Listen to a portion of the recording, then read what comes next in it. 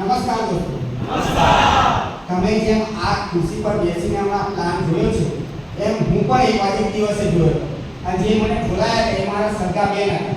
કારણ કે સગાબેન કોઈ ખાડામાં ના નાખે, સારી જગ્યાએ એ જગ્યાએ મને જોવા માટે લઈ ગયા હતા અને મેં હું ચાલુ કર્યું હતું અને ચાલુ કરીને તમે જોશો કે આ બીજી રેન્ક પર આપણે કંપનીની બીજી રેન્ક પર ઊભો છું. તમે પણ જે તમને લાવ્યા છે એવું ના વિચારતા કે એમના ફાયદા માટે લાવ્યા છે.